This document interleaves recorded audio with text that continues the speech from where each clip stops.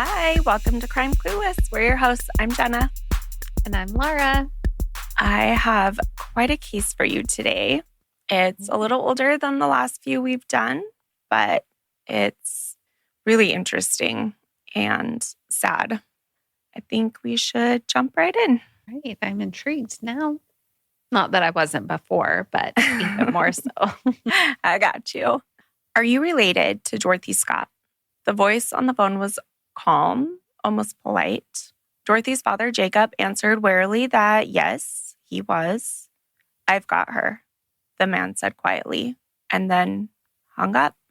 For the Scott family of Orange County, California, calls like this had become a horrible routine, a twisted ritual that began soon after Dorothy Scott vanished in 1980.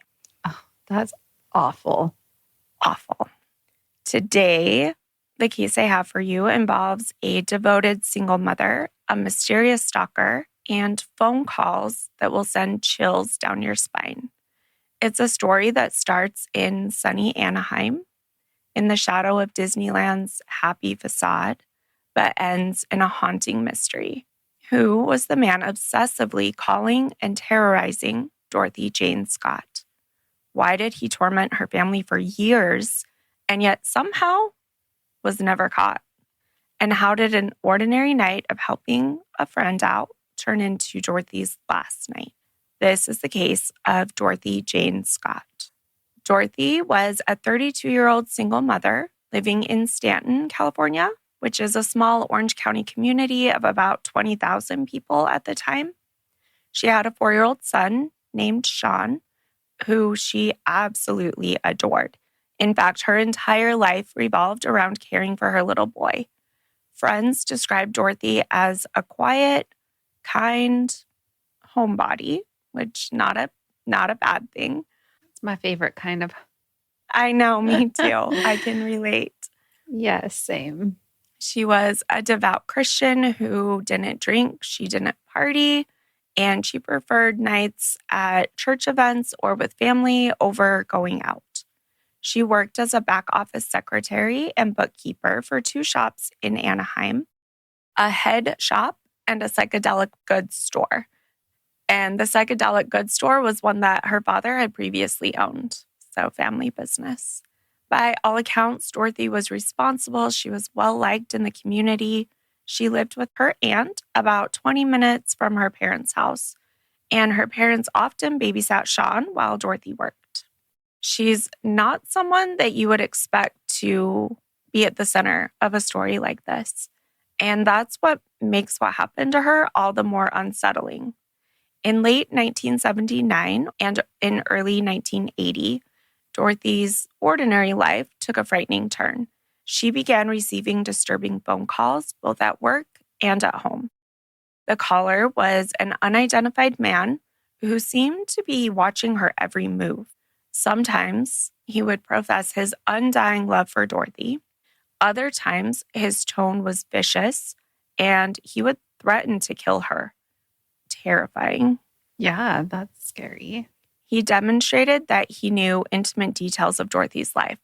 Like he would know what she had worn that day, where she had been, even trivial things like when she left for work or how she spent her afternoons. And the stalker wasn't guessing, he was following her. It's awful. Yeah. One day, the caller told Dorothy that he had something for her and instructed her to go outside. Nervously, she did. She went out to her car and found a single dead rose on the hood. Romantic? No. In another call, his tone was flat out menacing. He told Dorothy, "When I get you alone, I will cut you up into bits so no one will ever find you." Can you imagine hearing that from this anonymous voice that seems to know exactly where you are at all times? That's so scary. Straight out of a horror movie. Yeah, I think I would. I mean, nowadays I wouldn't answer calls that I don't know, but change your number. I don't know. Instead of taking calls from this guy. It's awful. Did she, I'm sure you're going to tell me, but did she get the police involved and try and track his number? That's a great question. This is awful, but in 1980, stalking wasn't recognized as a crime. There were no stalking laws yet. And those actually wouldn't come until 1990, which was prompted by other horrible cases similar to this one. So there's nothing that she could report that they would do anything about. Oh, that's terrible. Right. I'm glad that we've changed that now. Mm-hmm. Did she know who it was, or did she have any idea? Had she ever seen him following her or anything like that? Dorothy wasn't sure. She told her mother the voice sounded familiar, like it might be someone she knew, but she couldn't figure out exactly who. It was someone she felt like just on the edge of her memory. And she even said to her parents, I know his voice, I just can't place it, which would be so frustrating and so scary. Suspecting you might know your stalker, but you can't identify them. You can't place who it is. Dorothy felt pretty alone in dealing with this, and she did what she could. She took self-defense classes, signing up for karate lessons in May of 1980. She did consider buying a handgun, but ultimately decided against it because she was worried about her son's safety. He was so little, she didn't have a gun safe. So instead of the gun, she carried a knife in her purse and worked on being vigilant about knowing her surroundings. Dorothy did change her phone number, like you mentioned, and she did move houses multiple times within a few months, trying to get away from the stalker. But every time, he always managed to find her new number, and he kept calling. It's like he was everywhere and nowhere. Dorothy, like I said, confided in her parents, and this was from the beginning. She told her mother, Vera, about the calls when they started, and even sometimes specific ones. One in particular, the one we talked about where he was threatening to cut her up into pieces, that one really shook Dorothy up. And Vera said that, I'm like, of course, that's terrifying. Vera said that Dorothy was horribly upset by that specific call. And Dorothy was taking these threats seriously. She wasn't blowing it off as a prank. I don't know how frequently they came in, but enough to know this isn't just a one-off call from someone playing a prank on whoever answered, right? So you don't know how many calls she received? I don't know the exact number. And it was like to multiple places. So to her work, both of them, wherever she was living, her parents' house, even though she wasn't living there at the time. Yeah. Her new numbers. Wild. Yep. Dorothy was taking the threat seriously, and things got so bad she really did fear for her life, which has to be a traumatic way to live. Dorothy started arranging for her coworkers to walk her to her car after work. She tried to change up her routine. She was looking over her shoulder constantly. This unknown caller really had turned Dorothy's life into a nightmare, and she hadn't even come face to face with him that she knew of. Now, let's move to the night that Dorothy disappeared. It was May 28th, 1980.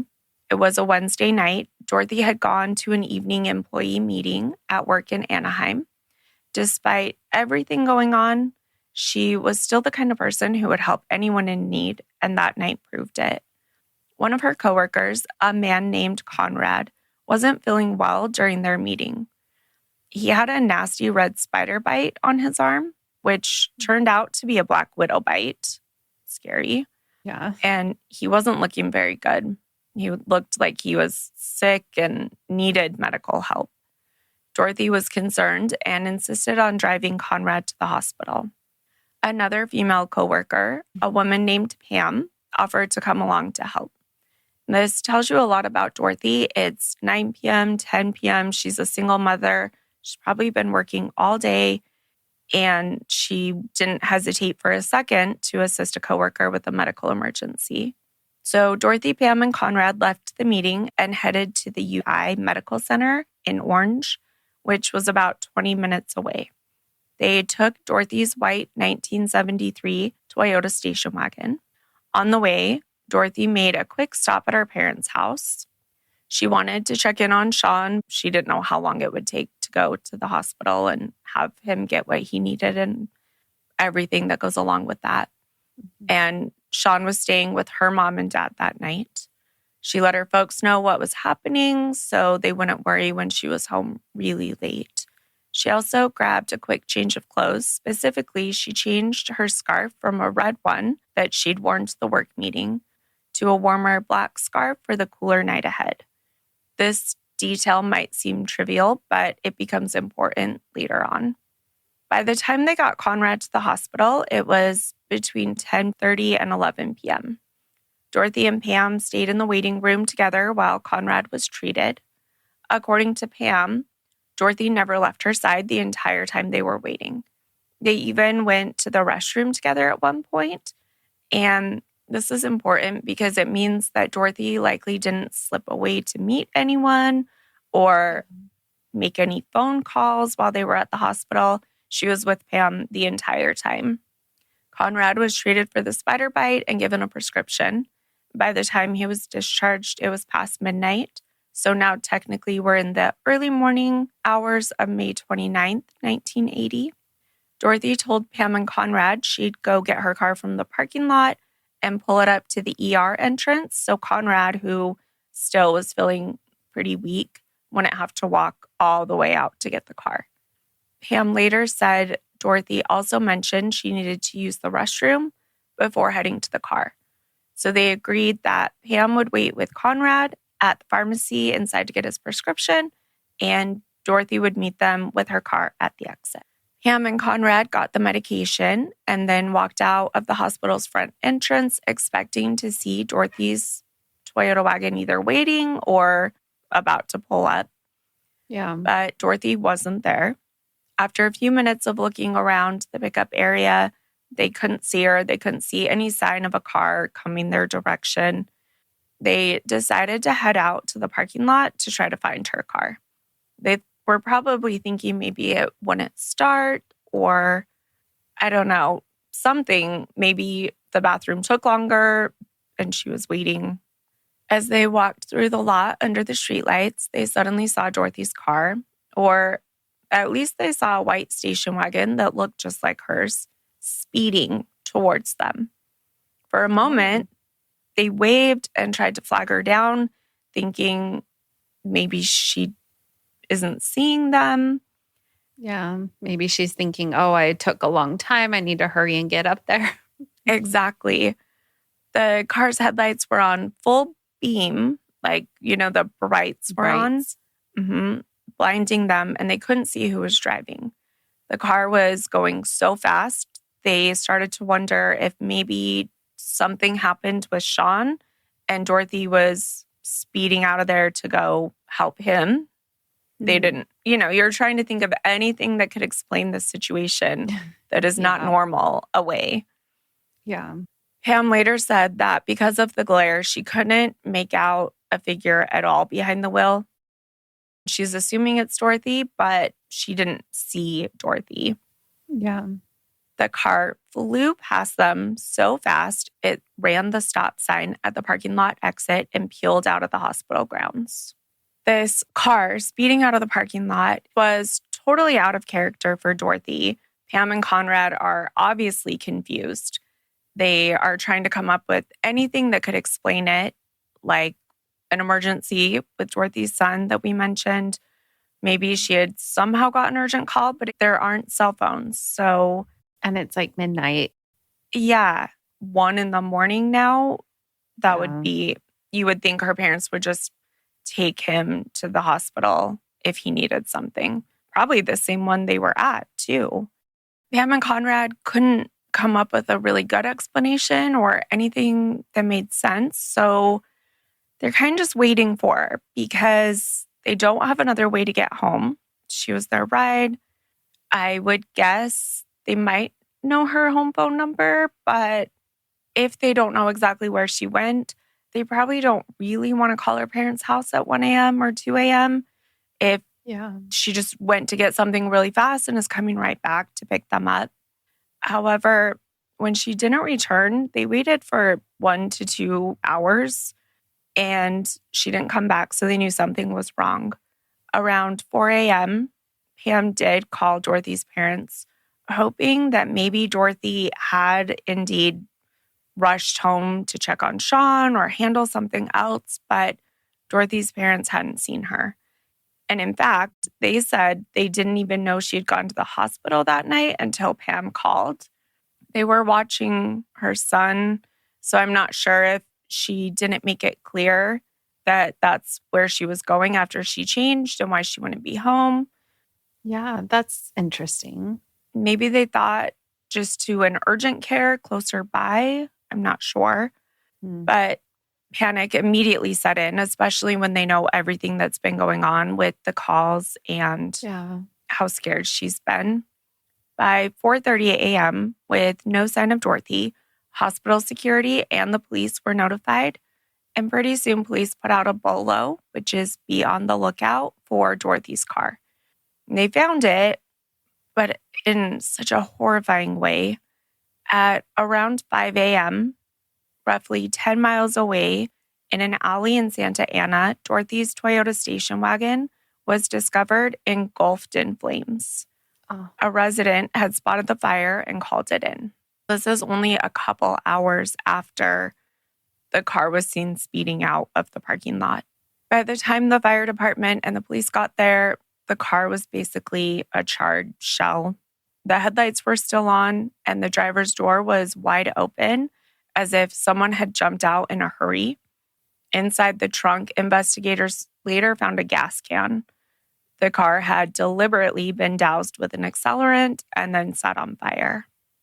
But there was one thing missing: Dorothy. She was nowhere to be found. There were no human remains in the car. There was no sign of a struggle at the alleyway. And obviously, whatever happened in the car, all of that evidence is gone in the fire. It was as if whoever took Dorothy burned the car to destroy evidence and vanished with her into the night. That's what I was thinking. They probably set it on fire so they couldn't get any fingerprints or anything. And no idea of what happened, if she was the one that set it on fire, if there were two people in the car. You're getting rid of a lot of evidence that way. Dorothy's parents and her whole family were beside themselves with worry. At this point, they know that Dorothy has been stalked for months and months and scared of whoever has been stalking her. And now she's vanished in this incredibly suspicious way. These circumstances are horrifying without the stalking angle. Yeah. This is not a simple missing person case. It looked immediately to investigators like foul play. The strange thing is, though, initially the investigation stumbled a bit. The case was first handled by University of California, Irvine campus police, which that's not a police force that is used to dealing with missing persons, foul play, things like that. Yeah. But this was because Dorothy disappeared from the UCI Medical Center property. And at first, it seems the authorities weren't sure what to make of it. According to Pam, when she reported what happened that night, some officers didn't take her seriously. It appeared to her like they were possibly thinking Dorothy might have taken off on her own, which we hear all the time. And to me, it sounds crazy given the car was found on fire. But remember, they hadn't found Dorothy, so technically she was, quote, just missing. The police even asked the Scott family to keep the situation quiet and not let the media know yet. They hoped that if it was an abduction, keeping it low-key would maybe give them a better chance to find Dorothy without spooking the kidnapper. So her family complied for a while. Early on, investigators naturally looked at people close to Dorothy. One of the first was Sean's father, an ex-boyfriend of Dorothy's who lived in Missouri. He'd been in California visiting a few days before Dorothy disappeared, and he and Dorothy had argued about custody of their son. That might sound suspicious, but he was quickly ruled out. He had flown back to Missouri before May 28th, And records plus witnesses confirmed that he was over 1,500 miles away when Dorothy went missing. They could have even thought that he had done something and wasn't the caller or stalker, but the two things just collided, which would be a really wild coincidence. Yes. Yeah, I don't love that. They knew since he was 1,500 miles away, he wasn't the person that had been at the hospital and driven her car away. Yeah. Police also considered Dorothy's current coworkers and friends, basically any male in her circle, but came up empty. There was no obvious suspect. I mean, the stalker, but we don't know who that is. That too. Yeah. Dorothy hadn't been dating anyone seriously, and her close male friends either had solid alibis or just didn't fit the scenario. It felt like a mystery with seemingly no leads until the phone rang at the Scott residence about a week after Dorothy disappeared. The Scott family's phone had been ringing constantly in the days after Dorothy went missing, mostly calls from worried friends or relatives that were checking in that knew about it outside of any media coverage or anything like that. Yeah. But one call was very different. About a week after her disappearance, while Dorothy's mother, Vera, was out, her father, Jacob, was home and the phone rang. Jacob picked it up and heard an unfamiliar male voice on the line. He said, "Are you related to Dorothy Scott?" Jacob replied, "Yes, I am." And what the caller said next made Jacob's blood run cold. "I've got her." Then click, the line went dead. That's horrifying. The call was brief, but like you said, horrifying.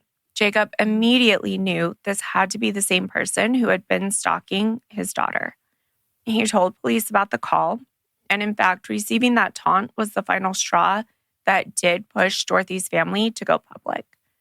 They had held off on contacting the media, as police had requested, but after that call, Jacob and Vera knew they desperately wanted more eyes on the case. About 2 weeks after Dorothy vanished on June 12th, 1980, a story about her disappearance ran in a local paper, the Santa Ana Register, that now is known as the Orange County Register. The article that ran described Dorothy's mysterious vanishing and the strange circumstances, really hoping just to drum up tips. Later that same day, the Register's managing editor, whose name was Pat Riley, received a phone call at his desk. The phone call has since become infamous in this case. It was a man, likely the same man that called the Scotts. The caller said, and I'm quoting, quote, "Dorothy Jane Scott, she was my love. I caught her cheating with another man. She denied having another man, and I killed her." End quote. Oh, wow. Yeah. Then he added details. He claimed Dorothy had called him from the hospital that night, which Pam insists never happened. This man that called also knew about Conrad's spider bite and the color of the scarf that Dorothy had changed into. And these were facts that had not been released publicly. Details only someone at the scene, presumably who abducted Dorothy, would know. Pat Riley later said the caller knew, quote, "far too much" about this case. Riley tried really hard to keep whoever this man was talking, but the caller eventually hung up.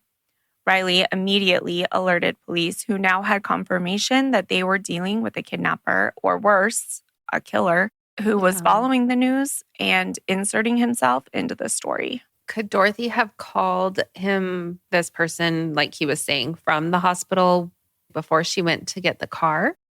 It sounds like Pam and Dorothy were together. Conrad came out. And from everything I read, it sounds like Dorothy, they watched her walk out to the parking lot. But they did say she had to go to the restroom first. So I'm not sure if they saw her go to the restroom and then watched her walk out. If it was like by the exit, like she went there and then they saw her leave. Right. While they were waiting at the hospital pharmacy for his prescription. Okay. Pam insists that there's no way that Dorothy could have made a phone call because she had eyes on her the whole time? Yeah, interesting. But it is a good question. For this person to have followed Dorothy from the meeting to home where she changed to the hospital and then just waiting. How did he get there if he drove off with her car? Did we look at taxis that drop people off, or could he have had someone with him, I guess? could have, or had a friend drop him off, I guess. Yeah. It's not close to where Dorothy lived or worked. Did you say it was like 20 minutes away from her workplace? So it's not like they're running along behind her. Right. Too far. Yeah. Now, this person specifically said that Dorothy was, quote, cheating with another man. But at the time, Dorothy had no steady boyfriend. That cheating line feels completely made up. And maybe if you are an obsessive stalker, cheating can be something as simple as talking to men on the phone or spending time with them at work. Yeah, or talking to the ex-boyfriend who had been there just before. Maybe he saw her with him. Absolutely. And having an argument or just talking to each other, being together with their kid. He could have perceived that as in his twisted mind that she cheated on him. Yes, exactly. Even though they weren't together. Right. And that is exactly a hallmark of obsessive stalkers. They have imagined this relationship that isn't real.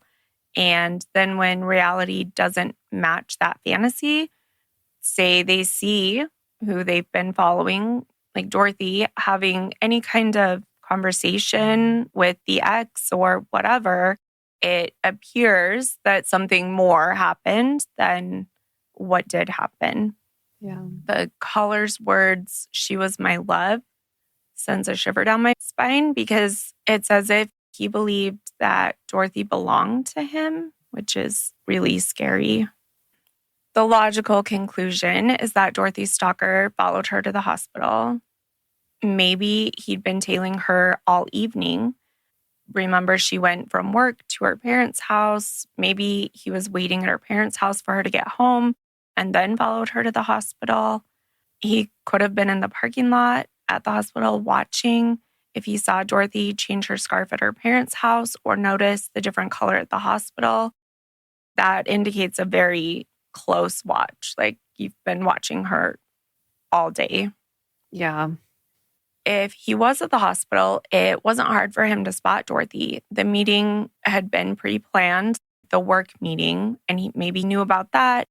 Then at the hospital, she was in a public waiting room. He might have been able to see her and see what she was doing in there. He could have come in and walked through and seen her, and she wouldn't have known. Absolutely. And then watching her go out to the parking lot alone might have felt like it was the perfect opportunity, especially, like we said, maybe he could see in and was watching the other two in line at the pharmacy. At this stage, mid-June 1980, the media and the public know about Dorothy's disappearance, and the stalker himself has essentially confirmed he's behind it. Also, he's now claimed to have killed her. Police are thankfully taking it very seriously now. Unfortunately, though, after just 2 weeks, the trail was cold. The anonymous caller was very good at covering his tracks. After that bombshell call to the newspaper, the mystery man continued to call Dorothy's family periodically, tormenting them for 4 years. Oh 4 years. Gosh. The phone would ring at the Scott residence, and if Dorothy's mother answered, she'd hear that same quiet voice on the other end. He often called on Wednesdays, the same day of the week that Dorothy vanished, usually in the afternoon when Vera was home alone. It was as if he somehow... Sorry, go ahead. I can't even imagine. You've already destroyed their family with taking her, and now you have to torment them for 4 years? Yep. Every Wednesday, just knowing the phone could ring and he's probably watching them too because he knows where they live. He liked to call when Vera was home alone, when her husband Jacob was at work. So exactly that. He very likely was watching the house. And each time he called, it was just this brief, taunting message. Vera recalled later that he usually just said he had Dorothy or that he had killed her, and then he'd hang up. Sometimes he would ask if Dorothy was home. Gut-wrenching because it's like he's mocking them. He knew she wasn't home. Yeah. Other times he'd simply say, I've got her, or I killed her, and then click. No more. He never stayed on the line long enough for Vera to even ask questions. I can't imagine living with that for 4 years. Yeah, no. I think I would have to move to another state. I would have to get away completely because I would be scared that you were next, that he was going to come for one of you guys too. Or hurt Sean. Yeah. I can't imagine living with those calls for 4 years. And almost every Wednesday, your phone rings and it's this man who very likely kidnapped or murdered your daughter, taunting you with it. Vera and Jacob say that they were tormented by these calls. They desperately tried to get information from the caller. Sometimes Vera, and it's infrequently, but she would try to keep him talking. She'd ask him, who are you? What do you want? But he'd just breathe heavily and remain silent and then hang up. Awful. The Scotts always alerted the police about these calls. Investigators did tap the phone line and attempted to trace the calls multiple times, but this guy was smart. He kept the calls extremely short, just a few sentences, and he would call at somewhat random times, even though his day was pretty specific. So it was hard to catch it before it happened. It was not every Wednesday at 2 p.m., say. Yeah. And sometimes the phone trace equipment wasn't running yet when he'd unexpectedly call, or he'd disconnect before they could pinpoint the origin.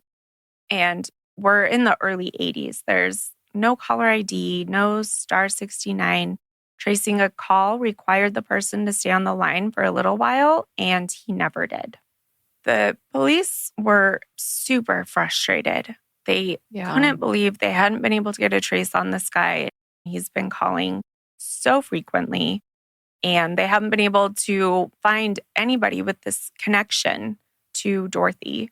At one point, investigators said they'd had a few persons of interest in mind, maybe even 3 possible suspects, but nothing solid to act on. They never publicly named anyone. The case was cold. For 4 long years, Dorothy's fate remained unknown, and that anonymous caller continued his campaign of terror. And then, in August of 1984, there was a break, or rather a discovery that raised new questions more than the answers it gave. On August 6, 1984, a construction crew doing work off of the Santa Ana Canyon Road in an unincorporated area of Anaheim Hills, this fairly rugged, underdeveloped area about 10 miles from where Dorothy's car had been set on fire. As a worker was clearing brush with a tractor, he noticed something odd on the ground and stopped. It was a set of human bones. The police were called immediately. They cordoned off the area and began to carefully collect the remains. They found a human skull, and near it, they found other bones like a pelvis and arm bone, 2 thigh bones. It was not a complete skeleton, but enough to suspect that these human remains had been there for a while. Next to the human bones, they also found the skeletal remains of a dog, and all it said was a large breed dog. Interestingly, and kind of eerily, both of the bones, the human and the dog's, showed signs of charring. Investigators noted that a brush fire had swept through the area about 2 years earlier in 1982. The fact that the bones were charred suggested that the remains had likely been lying out there since at least before that fire. In other words, Dorothy, if this was her, had probably been in that remote spot for quite some time. And investigators thought possibly, since pretty close to after she disappeared. That's not great, but I'm glad that she wasn't kept and tortured for a long time. That would be horrific too. Because I could see him like keeping her in a basement and just torturing her for years. Yeah, which is really sad to think about. Like he tortured her family. Yeah. But clearly still obsessive over his crime. Investigators said that the bones had been partially buried by natural sediment and scattered by animals. So it took a construction project to even uncover them in the first place. The forensic team also noted some personal items at the scene. Notably, there was a turquoise ring and a woman's wristwatch. The ring immediately stood out. Dorothy's mother confirmed that Dorothy had worn a turquoise ring on her index finger, and it had been described in the missing persons reports. The watch was stopped at 12:30 a.m. on May 29th, 1980. Now, this is not even an hour after Dorothy was last seen alive at the hospital. Whether the watch stopped due to blunt force trauma at the time or environmental factors later, which that one doesn't make as much sense to me because it seems like it wouldn't be at that exact time. It would have moved past then if it was environmental factors. I remember when we were young. Do you remember when Mom lost her watch outside and it stayed out there through the whole winter and it still worked when we found it in the spring? Yes. Getting buried in snow for months. Yes. That was the whole winter. So Yeah. I can't imagine that if it had stopped due to environmental factors, it would have been at that time on that day. Exact time. Right. It feels like it had to be some kind of impact to the watch to break at that exact time. Dental records were compared against the skull, and within a week, authorities confirmed that the remains were indeed those of Dorothy Jane Scott. So after 4 years of agony, her family knew now that Dorothy had been killed. They had, I wouldn't even call it closure, but there's not a great word for it. It's incredibly sad, but it's knowing what happened and not wondering. I mean, at least knowing she's not out there somewhere and you can't find her. Yeah, right? That's what I would feel like, that kind of closure. At least they know that he doesn't still have her. Yes. And that's kind of a relief. Yeah, because when your mind is thinking about horrible things happening to her every time he calls, I can't imagine how sick that would make you feel. Yeah. Awful. Dorothy's father, Jacob, said that it was, quote, one hell of a relief to finally have answers. And then he said, quote, before you didn't know whether she was or wasn't alive. That was a big relief. Yeah. So as painful as it was to learn that Dorothy was gone, not having to wonder or hope endlessly was a burden lifted. The family held a memorial service and laid Dorothy to rest on August 22nd, 1984, burying her alongside an uncle of hers who had passed away around the same time. The discovery of Dorothy's remains sadly didn't do much to solve the case. The coroner could not determine the exact cause of death because of the condition of the remains. Given the circumstances, foul play is strongly presumed. I would think you would know 99.99%. I mean, a healthy 32-year-old doesn't just end up in this remote canyon buried with dog bones on top of her. But there wasn't enough left to tell if she had been stabbed or strangled, anything like that. There were no bullet holes in the skull, no obvious knife marks on the bones. If she had any soft tissue injuries, signs of that was long gone by then. Essentially, this mystery man had gotten away with murder, at least for the time being. And get this, even after Dorothy's body was found and the newspapers reported on it, the phone calls continued. In fact, on the Friday after the news broke that the remains identified were Dorothy's, the phone rang at the Scott residence. Vera answered, and it was him again. We don't know exactly what he said in that call. Police never released the specifics, But the fact that he called after her body was found just feels beyond cruel. Yes. It's like he wanted one last twisted victory lap. The calls had stopped for a little while before the discovery, possibly because a few months prior, Jacob Scott had answered the phone unexpectedly and the caller hung up. Whether he thought he dialed the wrong number or the family had moved, not sure. But once Dorothy's story was back in the news in 1984, the psychopath couldn't resist reaching out to inflict more pain. After that, mercifully, the calls finally stopped for good. Good. Yeah, that had to be a relief too. Maybe the killer realized that with the confirmed murder, the authorities would be even more determined to catch him, and he didn't want to risk continuing the calls. Or maybe in his sick, twisted mind, his mission was complete since Dorothy had been found. We don't really know, but Vera Scott never had to pick up the phone to that nightmare voice again after 1984. I'd be so scared every time I answered the phone, though. Wondering if it's him calling back. Oh, yes. That's horrific. So horrible. You took their daughter and then caused this on them for years. They probably had trauma and PTSD related to the phone ringing. The discovery gave the Scotts some closure and more of an ability to grieve fully. Dorothy's mother, Vera, later said that despite the relief of knowing, it was still devastating to confirm that her daughter had met such a terrible fate. And Dorothy's brother, Jim, kept a photo of her on his desk and thought about her every day, even decades later.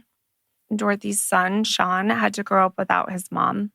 In an interview years later, he said, quote, "To grow up without a mom, it's not fair." And he's still hoping for justice for his mom. Now, the big question that has nagged everyone for over 40 years. Who was the man who stalked and killed Dorothy Jane Scott? Despite the phone calls, despite him practically bragging about the crime, the case remains unsolved. There have been some theories. One name in particular has circulated over the years as a potential suspect, though never officially charged. One popular theory points to a man named Mike. We're just going to call him Mike because, again, he's never been officially charged with anything. Mike was an acquaintance of Dorothy's in 1980.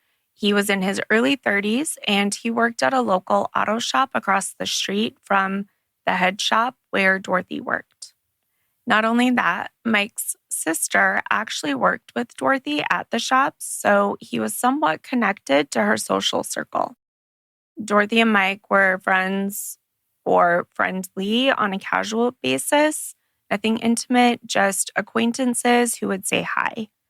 But according to people who knew them, they said that Mike developed a fixation on Dorothy. He allegedly had a crush or was infatuated with her, which Dorothy did not reciprocate. And in fact, when police questioned Mike after Dorothy's disappearance, because he was known to hang around the area, Mike reportedly made a bizarre statement. He told investigators that he wanted to marry her, which is an odd thing to say about a woman who's just vanished under violent circumstances and was not dating you. Yeah. Different if you were dating and she disappeared, but you weren't. Yeah, you were just an acquaintance, not even that they hadn't ever dated. Do you know? Had they hadn't ever dated. No? Mm-mm. Nope. Yeah, just that's weird. Really peripheral. You work across the street. I work with your sister. I'll say hi when you stop in, but nothing beyond that. The circumstantial evidence around Mike was that he worked nearby, so it'd be easy to observe Dorothy's daily routine, her coming and going, which fits with the stalker knowing her schedule and what she was wearing. Dorothy said that she kind of recognized the caller's voice but couldn't place it. And if Mike was an acquaintance that she saw just occasionally, it could explain the familiar voice without being able to say who it belonged to. Yeah. Some reports from people who have researched the case deeply claim that Mike was unstable And they also say involved in occult practices. That part veers into speculative territory, but it has been floated to explain one weird detail: the dog that was found on top of Dorothy's remains. One theory is that if Mike was into occult or ritualistic behavior, whatever the case may be, perhaps the dog's presence was part of some twisted ritual or attempt to mask the body. That one makes more sense to me. If they somehow were out there and they found the dog remains without going deeper to find hers, because they think that's what the dogs are alerting to. Mm-hmm. But they tie it more to occult or ritualistic behavior. It sounds far-fetched, but it just shows you how people have tried to interpret every possible clue in this case, because there's not a lot, at least in possible suspects when you want to talk about theories. Yeah. There just aren't many people. And it's such a different time than now, where you have caller ID, you can hit record on your phone and record a conversation. Like, there's so many more ways back then that you could anonymously call somebody than you can now. Yes, absolutely. And when it comes to the dog, they don't know whose dog it is or how it died or if it was put on that spot independently. There's nothing tying her to the animal. Mm-hmm. So it does feel like a weird part of that. It's kind of weird. And crucially, police never had enough evidence to formally tie Mike or anyone else to Dorothy's case. He was never arrested or anything like that. In interviews years later, an investigator said that Mike was never a solid lead after his initial questioning. Whether that meant that there was nothing concrete linking him beyond the weird vibes. Weird vibes. Mm-hmm. And the weird comment. Yeah. It's possible that he had an alibi that hasn't been publicized. To be very clear, he was never named an official suspect by law enforcement. And as of now, we've never had the chance to hear his side, and we won't. He died in 2014. So if he was the killer, he took that secret with him. Over the years, armchair detectives have tossed around a few other ideas. One theory, which was put forward by an amateur crime blogger, suggested that possibly Dorothy's boss or the business owner of the shop she worked at that wasn't connected to her family might have been involved in some convoluted way. Like he had a motive to harm her and staged the stalker scenario as a cover-up. That theory speculated that because the boss owned property near where Dorothy's remains were found, and he did have some legal troubles later on, he might have been hiding something. It was even suggested that the caller hanging up when Dorothy's father, Jacob, answered could imply the caller knew Jacob's voice personally, and Dorothy's boss did know her father. But again, he spoke to him before, like right after. Mm-hmm. So I don't know about that one. When her dad was on high alert too. Yeah. I don't know about that one either. It is highly speculative, and there's no direct evidence supporting that scenario. Again, all circumstantial, really just because he had property sort of close to where her remains were found. Others have wondered if the killer could have been an unknown serial predator who fixed on Dorothy randomly. In California around that time, there were a number of serial killers and violent offenders roaming. The early 80s were a heyday for that, especially in Southern California. Well, especially in California. But the personal nature of the phone calls really suggests that this was someone in Dorothy's orbit and not a random stranger. And that the calls continued to her family for so long. Mm-hmm. It seems kind of like if it was a serial killer, they would have moved on to their next person. Yeah, I have the same thought as you. Yes. I don't see them continuing to call for 4 years. I could see there are examples of killers who have called a year later or 6 months later. But once or twice, maybe 3 times, not almost obsessively. weekly for 4 years. Yeah. It's that prolonged telephone terror. Yeah. That's not a hallmark of most. I can't think of even one that did something like that long after. Yeah, it feels more personal or someone that knew her more so than just a random find. And they had stalked her for a while, but it had only been like 6 months, right? That they had been calling her. So, yeah, late 79, early 80s. But yeah, I just don't see serial killer fixating on following up with the family so much for so long. Yes. And the fact that Dorothy moved multiple times. She changed her phone number, and he was always able to get the new number. You know, I guess you could call the yellow pages, but he was able to get it. It felt pretty quick. That almost feels like he has a way to get it from someone she's close with.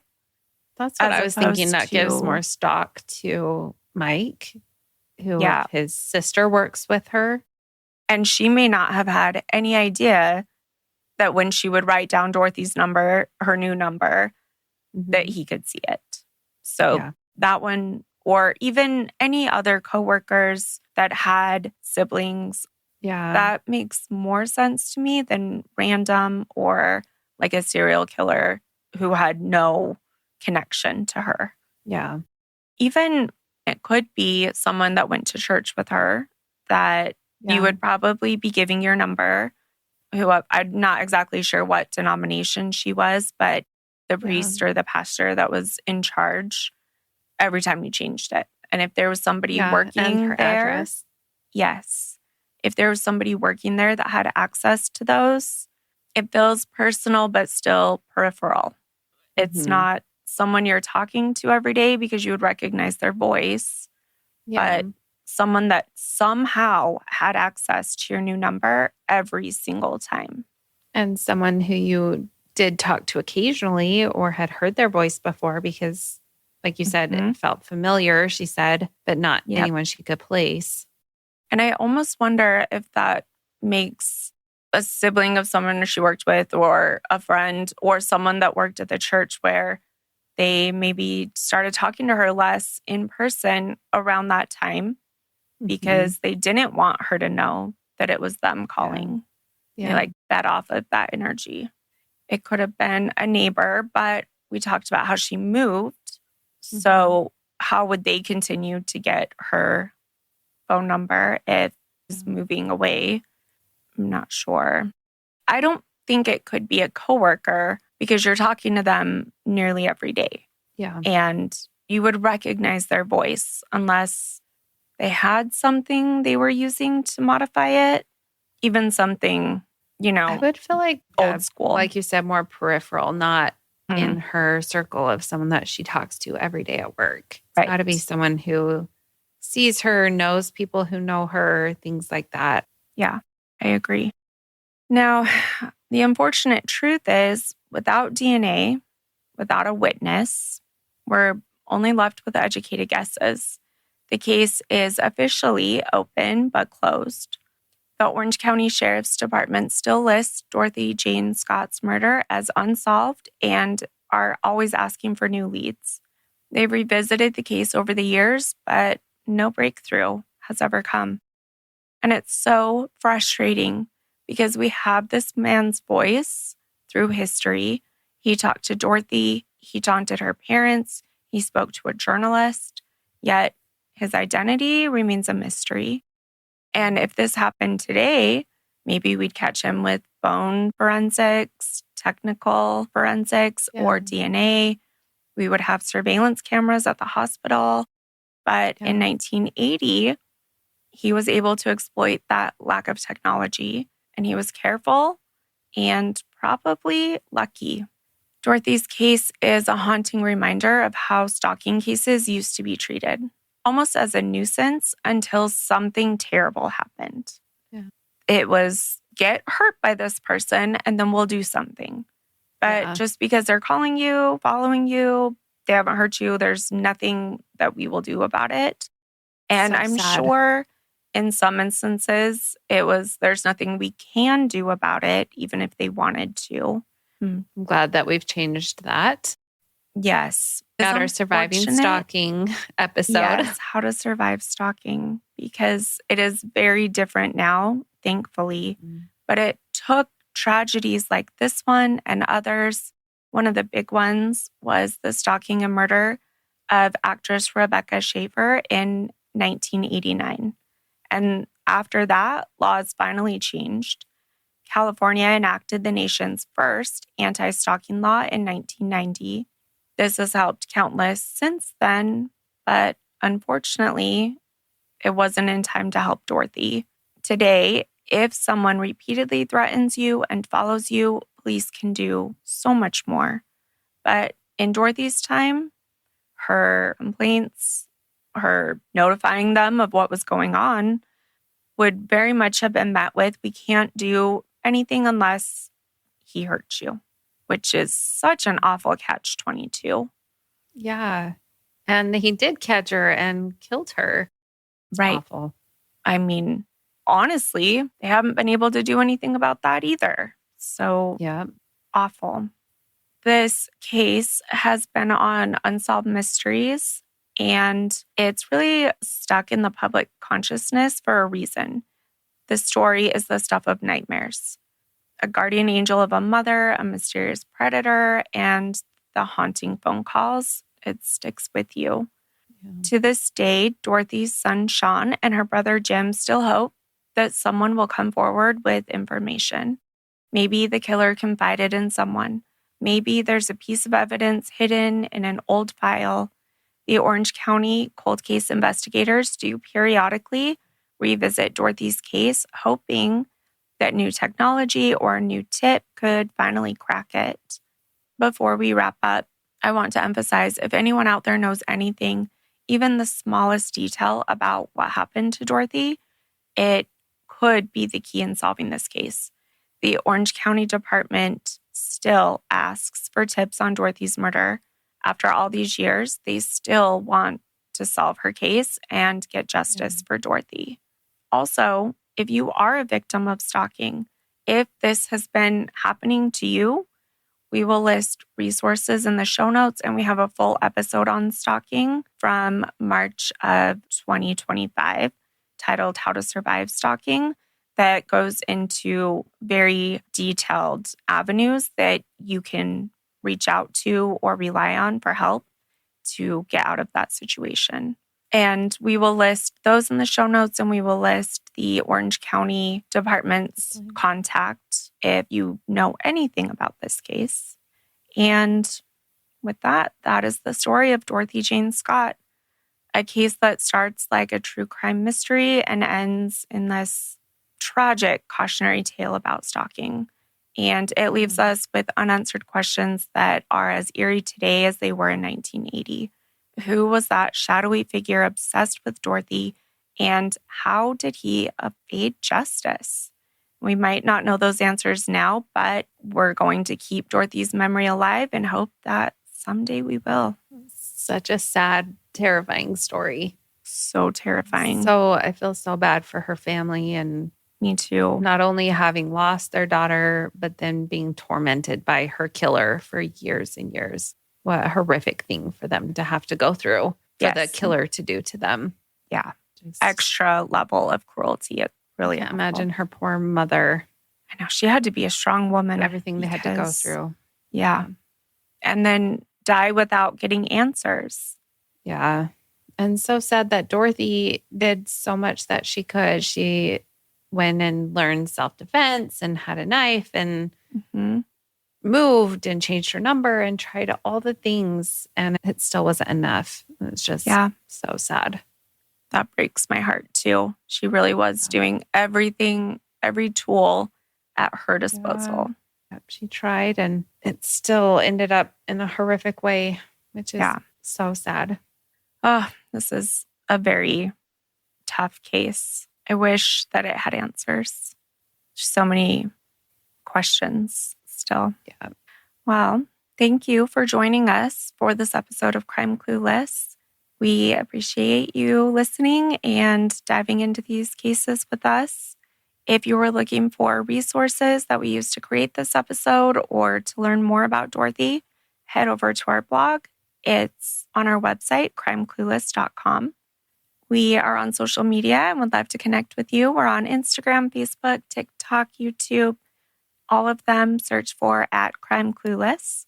We'd love to hear from you, connect, hear your thoughts about the case, hear suggestions for future cases.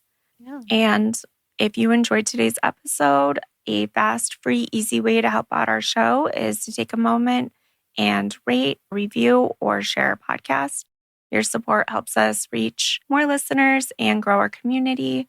You can find Crime Clueless on all streaming platforms.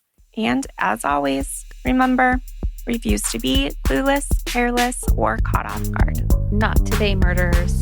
Thanks, everybody. Bye. Bye.